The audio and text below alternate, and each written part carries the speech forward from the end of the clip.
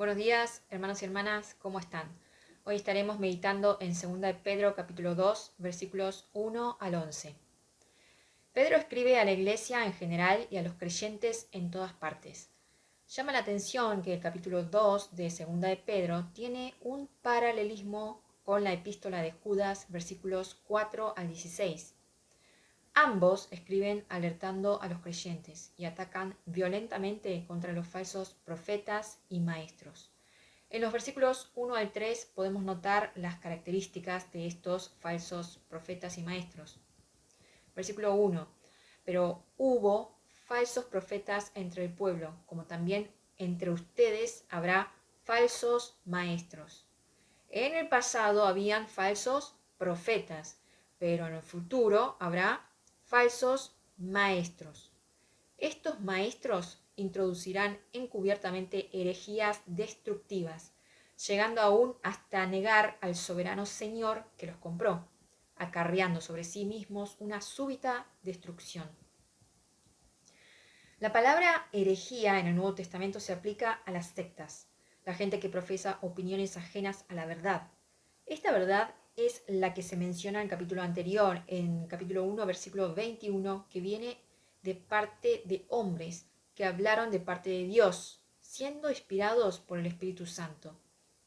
Pero en las herejías lo que se profesa es una opción seleccionada en base a una opinión o un sentimiento humano.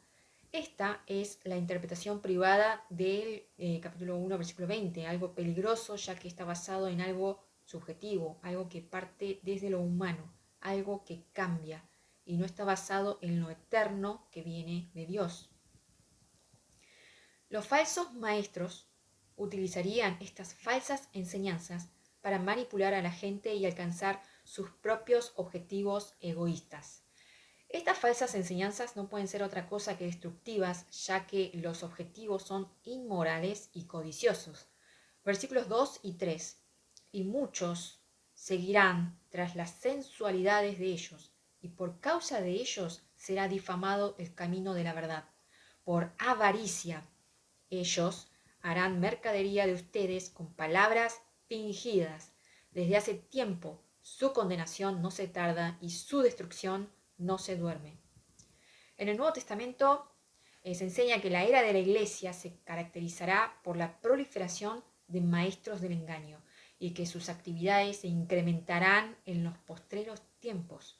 Primera de Timoteo 4:1 dice, el Espíritu dice claramente que en los últimos tiempos algunos abandonarán la fe para seguir a inspiraciones engañosas y doctrinas diabólicas. Mateo 24:11, y surgirá un gran número de falsos profetas que engañarán a muchos. Luego, en los versículos 4 al 8, Pedro nos da 3 ejemplos de condenación, destrucción, castigo, pero también de rescate y preservación en distintas circunstancias. Prestemos atención a los verbos conjugados y al sujeto y sujeto tácito. En todos ellos, la acción la hace Dios. Encontraremos los atributos de Dios. Versículo 4. Porque si Dios no dejó sin castigo a los ángeles que pecaron, sino que habiéndolos arrojado al infierno en prisiones de oscuridad, Dios los entregó a ser reservados para el juicio. Y si Dios tampoco dejó sin castigo al mundo antiguo, pero Dios preservó a Noé, heraldo de justicia, junto con otras 7 personas, cuando Dios trajo el diluvio sobre el mundo de los impíos, y si Dios condenó a destrucción a las ciudades de Sodoma y Gomorra, reduciéndolas a cenizas y poniéndolas como ejemplo para los que habían de vivir impíamente, y si Dios rescató a Lot, al justo Lot, quien era acosado por la conducta sensual de los malvados, porque este hombre justo habitaba en medio de ellos y afligía de día en día su alma justa por los hechos malvados de ellos. Pedro, con estos 3 ejemplos, destaca principios importantes. En primer lugar, Dios juzgó a los ángeles que pecaron, así que nadie es de demasiada estima para no ser juzgado. Todos estaremos ante el tribunal divino. En segundo lugar, Dios juzgó al mundo antiguo, antes del diluvio, así que Dios juzga los sucesos de todos los tiempos, pasado, presente y futuro. En tercer lugar, Dios juzgó Sodoma y Gomorra, la tierra que Lot había elegido habitar al ver que era un valle hermoso y su tierra fértil como Egipto. Así que Dios juzgará incluso a los más prósperos y poderosos de la tierra. Una vez más, podemos apreciar que el Evangelio tiene un mensaje de rescate para los justos, pero un mensaje de castigo en el día de juicio para los injustos. Que la venida del juicio es cierta. Y como dijo Jesús en Lucas 10:12, Dios castigará más duramente a los que rechazan la verdad que a los de Sodoma. Luego, en el versículo 9 tenemos un resumen de los atributos de Dios. Versículo 9. Entonces el Señor sabe rescatar de la prueba a los piadosos y guardar a los injustos para ser castigados en el día del juicio. Dios rescata, Dios castiga. En el versículo 10 tenemos el resumen de las características de los falsos maestros. Versículo 10.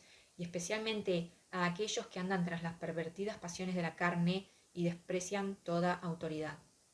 Los falsos maestros son sensuales, carnales, fomentan el pecado sexual, son codiciosos y desprecian la autoridad de Jesús y los mandamientos de Dios.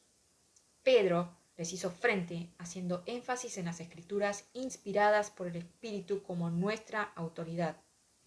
Por último, el versículo 11 nos muestra un contraste entre estos falsos maestros y los ángeles que sirven a Dios. Acá encontramos aplicación.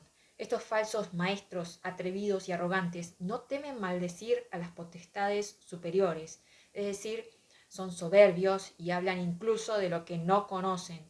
Versículo 11. Mientras que los ángeles, que son mayores en fuerza y poder, no pronuncian juicio de maldición contra ellos delante del Señor.